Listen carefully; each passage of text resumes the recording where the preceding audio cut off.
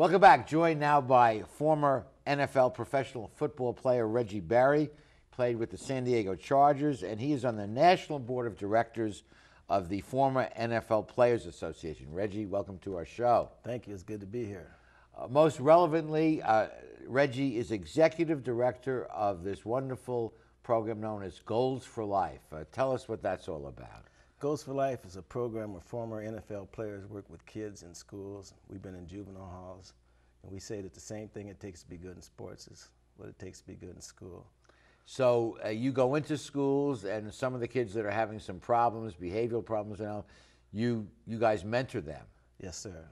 We teach them to win. We talk about winning, and I think sometimes they teach the kids today that that's not important what grade you get or how well you do. And we say, you know, if you're going to play the game to win. And school is a game just like football is a game. And I can imagine kids from inner city neighborhoods having a different reaction to a football great like yourself coming in and telling them this than a more academic kind of teacher. They may not relate to the teacher as much, but I mean, you guys are heroes to these kids. Yes, sir. We get their attention. You get their attention. Yeah, and whether we keep their attention or not, that depends on the athlete, but we get their attention. And you have, how many of the former players are working in your program, Reggie? Well, directly 10, but in Los Angeles, like we've done Super Bowl parties where there's been 30 former players come and signed autographs for the kids. So being the president, I was president of the chapter since 1990, off and on. Nice. So I have access to a lot of the former players. And so when I call them, when it's about a kid or a young person, they come right away. So that's nice. And you're in schools in Long Beach and other cities? Yes, sir. Yes, sir. Norwalk, Los Angeles. And just give a sense of what it's like when you go into a school and work with some of the kids there. Well, what they do is they send us from 10 to 12 kids an hour, and we set goals, and we sit around in the classroom setting, and we talk about the same thing, like I mentioned before, the same thing it takes to be good in football or sports is what you need to do well in school. And we teach them that everything is a game. School is a game too, and you got to look at it. School is a game. Yeah, you got to look at it like a game. Like a game. Yeah, and if you look at it like a game and you play to win, stay in bounds because every game has boundaries. Yeah. The problem with some of my kids and some of my young kids is they don't see that schools, they don't see the boundaries. They don't want to stay in bounds. So if they understand that you got boundaries like everybody else has boundaries, and you stay in bounds and then you play to win, just like we do. So out of bounds. If you get out of bounds, you can't play the game. Yeah, yeah. And so, do you see the light bulb going on in some of those kids that you're mentoring? Sure. I've had a lot of kids that were successes that have done very well. Derek Ward, that used to play with the Giants, he's one of my former kids. So I've seen kids do well. Then the ones I remember some of the ones that do well, but I always remember the ones that don't do so well. Because you know when you're trying to win all the time, the setbacks are the ones that you can't bat 1,000. But how many years have you been doing this, Reggie? 23 years. 23 years. 23 oh years. My God! And you were a football great at Long Beach State. Yes, sir. With my friend Jeff Severson. Yes, sir. I played when Jim Stanglin was the coach, and we won the championship twice. Nice. At Long Beach, yeah. Long Beach State winning a football championship, though. It's been a long time. Yeah, it's been a real long time. So you stay in contact with some of the kids that you mentored when they were in school, and now it's 10 or 20 years later, and do you follow up a little bit with some of them? Well, they follow up with me. I had a kid call me. Well, I had a kid call me that was at a thing I had last year, and he's 33 now, and I had him when he was 11. Wow. Yeah, and he was a little shaky at 11, behavior-wise. Sure, but he remembered what I understand when a kid can tell me something that I taught him. Yeah. Then I believe that I had influence on him. But if they just say, you know, Mr. Berry, you taught me something, you helped me a lot. But this kid here, he texted me or emailed me, and then he said, I remember what you told me about discipline. And discipline, we'd say, is do what has to be done when it has to be done as well as it can be done, and do it that way all the time. And he remembered that. He remembered that. Yeah. When he's 33 now, he remembered it when he was 11. I had another student stop me in Long Beach, and she just was a female. And I heard somebody calling my name, and I was looking around, and I didn't see anybody I knew. And this lady walked up to me, and she said, "You don't remember me, huh?" And I said, "Well, tell me your name." And her name was Tangi. And you could always remember a name like Tangi. And I said, "I remember you."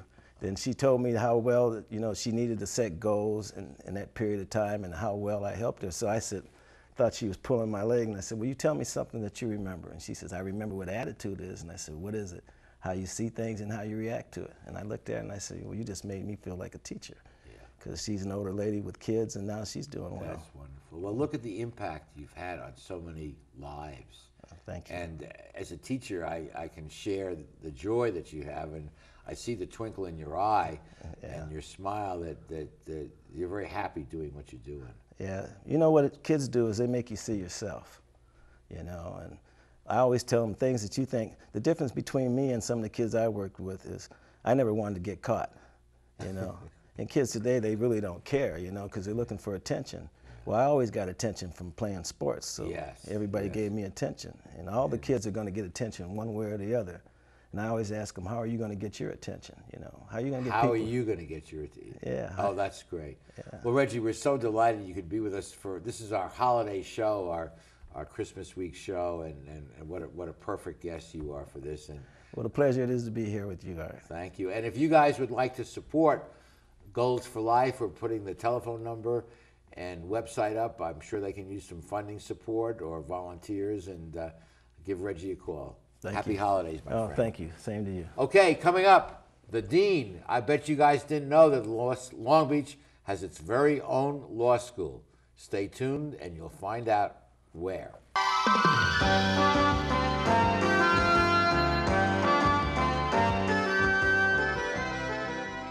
We're back, joined now by William Lewis, who is Dean of the Pacific Coast University School of Law. Dean Lewis, welcome to our show.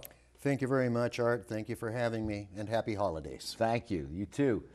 I'll bet 95% of our viewers do not know that right here in Long Beach, we have a law school. Tell us about Pacific Coast, Dean. Well, Pacific Coast University is actually the oldest night school in at least Southern California. It was incorporated in January of 1927, 6 months before the California State Bar was incorporated in July of 1927. We're older than the Bar Association. That is correct. And you focus on evening students. You did from the beginning, students who are working, mid-career, who want to get that law degree. Absolutely. The school has basically catered to working adults who have families, wives, mortgages, and so forth, but have always had a desire to become lawyers and study the law. And an important development happened in the history of the law school just in the last year or so. You got accredited by the state of California. Yes, that's correct, Art. We were officially accredited on September 25th of 2010, and we're very proud of it. Well, congratulations.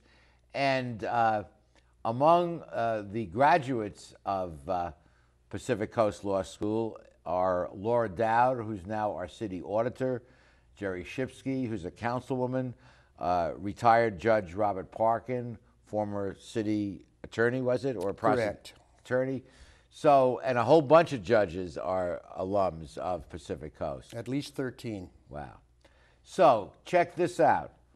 You can get a law degree in 4 years for a total cost of $20,000, $5,000 a year, and you get it at night, and you have some 170 students, and you're right here in Long Beach. That is correct. Remarkable. Let's just take a look for a second at the catalog, and we'll put the website and telephone number up at the end of the segment. If you want to become an attorney, like both the guest and the host here, for whatever reason, you don't have to practice law if you don't want to. You can if you do. It's great training. Absolutely, the best. Like chicken soup, it can't hurt. There you go.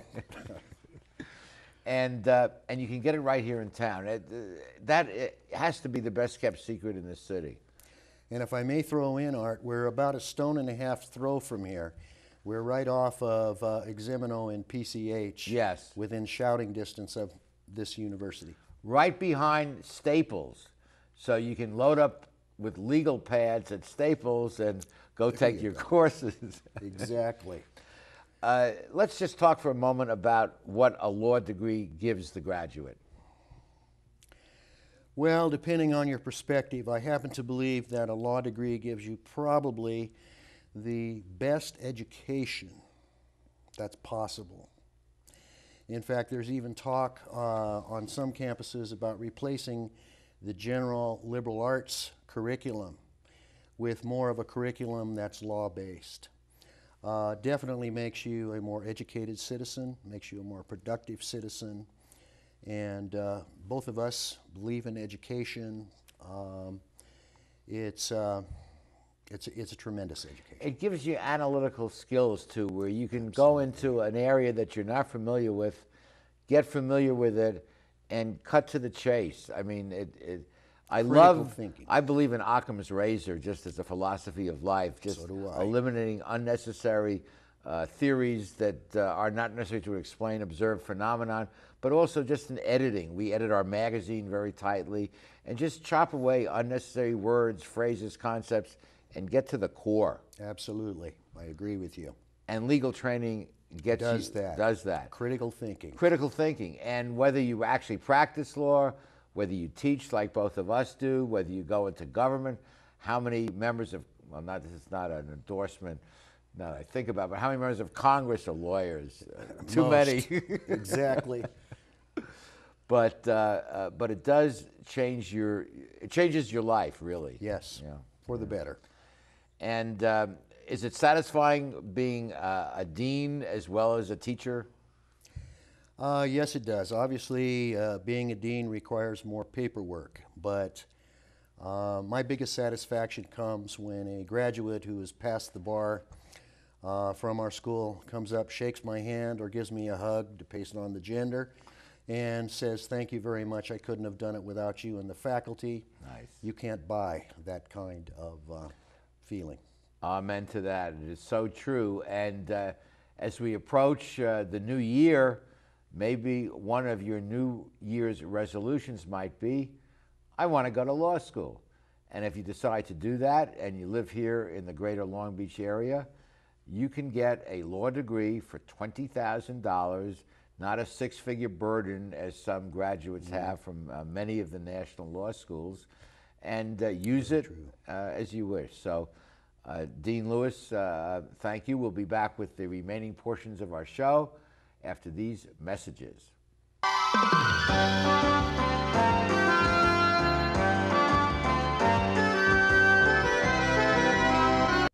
Welcome to McKenna's on the Bay, where fine dining is complemented with a breathtaking view.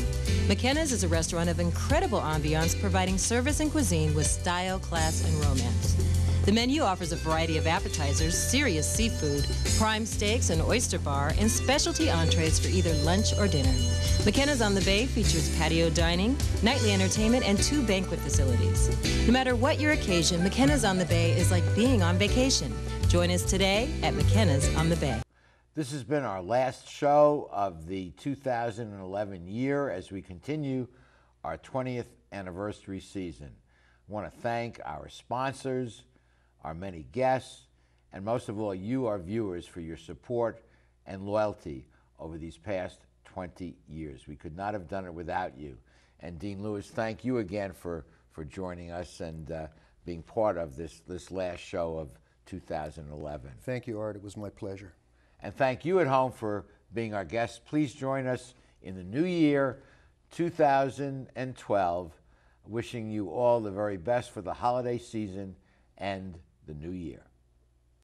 Straight Talk has been brought to you by Southern California Edison, the Press Telegram, and remember, Straight Talk is viewable worldwide 24/7 at straighttalktv.com.